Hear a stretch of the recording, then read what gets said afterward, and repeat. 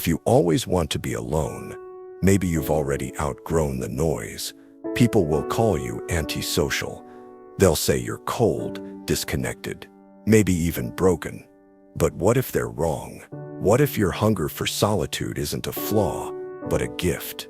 What if being alone isn't something to fix, but something to follow? In a world that never shuts up, where silence is feared more than death, the one who seeks to be alone might not be damaged.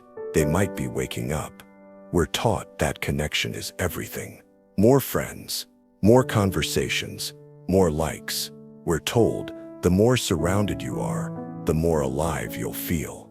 But maybe that's just a lie the crowd tells itself to keep from looking in the mirror. Aristotle once said, "To live alone, one must be a beast or a god." And Nietzsche replied, leaving out the third case, one must be both. Solitude isn't loneliness. It isn't sadness or boredom or exile. It's the moment when everything false falls away and you're finally alone with something real, yourself. There's a difference between being lonely and being alone. Loneliness is when you crave someone else. Solitude is when you no longer need them. The philosopher Philip Koch described solitude as a stretch of experience disengaged from other people, in perception, thought, emotion, and action. And from his cabin at Walden Pond, Thoreau wrote, "I never found a companion that was so companionable as solitude." Solitude isn't empty. It's full of your thoughts, your pain, your truth, your essence. But most people never touch it because it terrifies them. So they scroll, they text, they surround themselves with noise. Not because they're full of life, but because they're afraid of the silence. When you're around others, you perform, you adapt, you shrink. You speak in ways you think they'll approve of. You filter your thoughts before they land. You cannot be fully yourself while being watched. You cannot be free while playing a role. Nietzsche said, "When I am among the many, I live as the many do." After a while, it always feels like they want to banish me from myself. I require the desert so as to grow good again. Every friendship, every relationship, even the beautiful ones carry demands to show up, to care, to conform, to be available, to be nice. And slowly that weight bends you into a shape that isn't yours. Schopenhauer warned, a man can be himself only so long as he is alone, and if he does not love solitude, he will not love freedom. Society asks you to compromise. Solitude sets you free. The greatest minds in history knew this. Jesus retreated into the desert. Buddha sat beneath a tree in silence. Lao Tzu vanished into the mountains. Moses climbed a mountain and came down changed. And beyond religion, Marcus Aurelius, Nietzsche, Emerson, Camus, Thoreau, they didn't escape the world, they outgrew it. Admiral Richard Byrd, alone for months in Antarctica, wrote of a transformation deep within him. "My sense of values is changing. Many things that were once unclear now seem to be crystallizing." That's what solitude does. It doesn't weaken you. It clarifies you. It burns away the unnecessary until what's left is real. Now, imagine walking alone. No one around. No eyes watching. Just sky, wind, your footsteps. No need to speak. No one to impress. Nothing to prove. That is freedom. Not political freedom, but something deeper. Psychological freedom. Sartre once said, "By the mere appearance of the other, I am put in the position of judging myself as an object." Even strangers in a park steal a piece of our mind. Even a glance can pull us away from ourselves. William Hazlitt understood this. He took long walks alone just to feel free. He wrote, "The soul of a solitary journey is liberty, to think, to feel, to do, exactly as one pleases." Solitude is not a lack. It's a liberation. And if you crave it constantly, if your happiest moments happen when you're left alone with your thoughts, that doesn't make you a misfit. It makes you rare. Because while most people run from themselves, you might be one of the few brave enough to sit with the silence and listen. But solitude doesn't end with freedom. That's just the beginning. The silence eventually deepens. And when it does, the truth rises. Not all of it pleasant, not all of it peaceful, but all of it real. Solitude begins as silence, but it doesn't stay that way. At first, you notice the quiet, then the thoughts, then the ghosts. The deeper you sit in your own presence, the more you realize how much of yourself you've been running from. And this is where the real journey begins. When the noise falls away, you meet the parts of yourself you've buried, the wounds, the regrets, the thoughts you weren't proud of, the memories you thought had faded. This is what philosopher Philip Cote called attunement to self. A free-flowing stream of thoughts, images, feelings, no filter, no mask, no performance, only presence. Thoreau found it in the woods. May Sarton found it after heartbreak.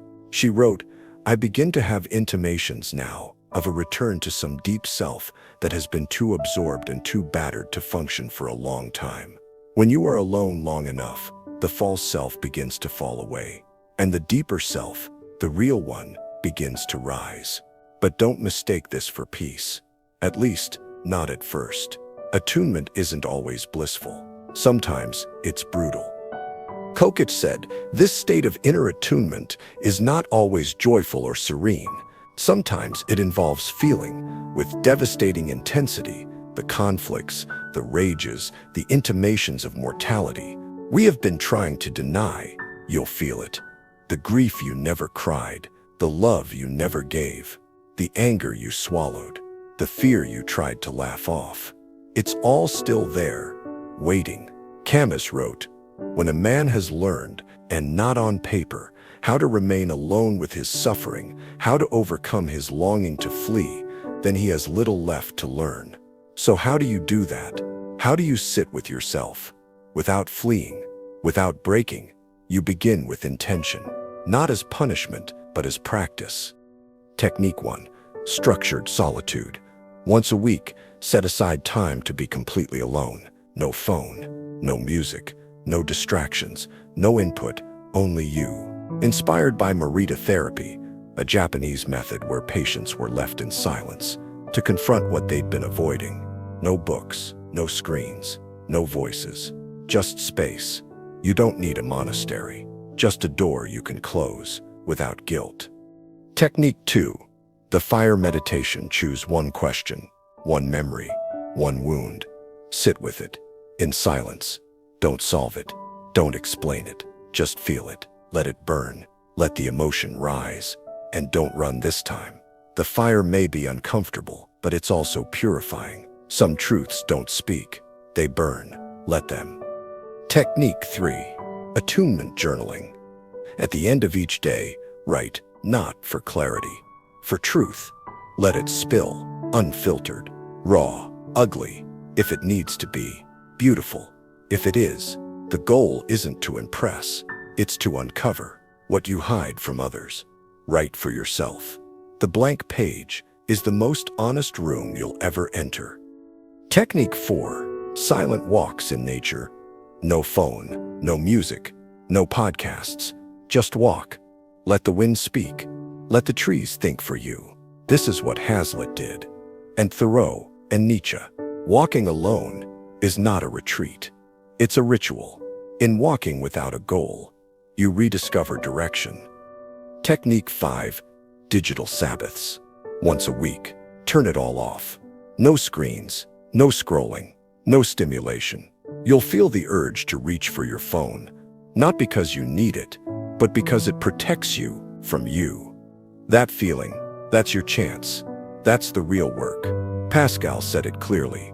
All of humanity's problems stem from man's inability to sit quietly in a room alone. Solitude is not escapism, it's confrontation. A sacred fire you walk through to find what's real. And when you walk through it long enough, something begins to shift. You stop reacting. You stop craving. You stop fearing the opinions of others. You begin to trust your inner voice again. And slowly, you become whole. Thomas Merton wrote, "If man is constantly exiled from his own home, locked out of his own spiritual solitude, he ceases to be a true person." This is what genius really is. Not intelligence, but authenticity. At its most extreme, genius is what rises, when nothing fake remains. In ancient cultures, they understood this. Boys weren't considered men until they faced solitude. Alone in the wild, hunting, surviving, becoming.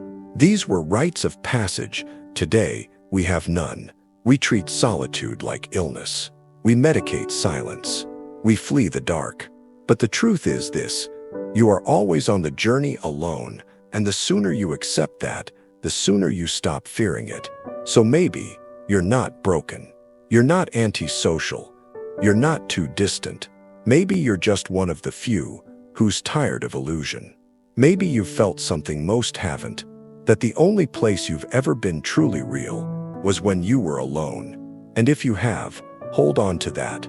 Don't run from it, because while most chase attention, you've found something rare, something eternal, something that doesn't vanish when the crowd leaves. You've found yourself, and as Camus wrote, "In the depth of winter, I finally learned that within me there lay an invincible summer." So here you are, still watching, still listening. That means something. Most people would have already clicked away. Back to noise, back to distraction, back to the endless scroll. That silences the silence, but you didn't. You stayed. And maybe that's because a part of you already knows you are different. You've always felt it. That strange pull towards solitude, the ache for stillness, the discomfort in shallow conversations and crowded rooms. You've tried to deny it. You've called yourself shy, awkward, too sensitive, too intense. There is nothing wrong with craving your own company. There is nothing broken about wanting to hear your own thoughts. In fact, that craving might be the only thing left that's still pure. Because genius doesn't grow in group chats. Wisdom doesn't come from timelines. Depth doesn't rise from endless validation. It comes in the pause, in the stillness, in the sacred, uncomfortable, beautiful moments, when it's just you and everything inside you. That's not weakness. That's power. That's clarity. That's you, remembering who you are before the world told you who to be. So don't fight your solitude. Don't apologize for it. Don't numb it away. Walk into it. Let it teach you. Let it strip you clean. Let it rebuild you from silence outward. You are not behind. You are not broken. You are not alone. You're just one of the rare few, the ones born to see things differently, to feel more deeply, to walk paths others fear to take. And if that means being alone for a while, so be it. Because in the quiet, you are becoming something the world has almost forgotten how to make whole, true, free. A mind unchained, a soul unmasked, maybe a genius.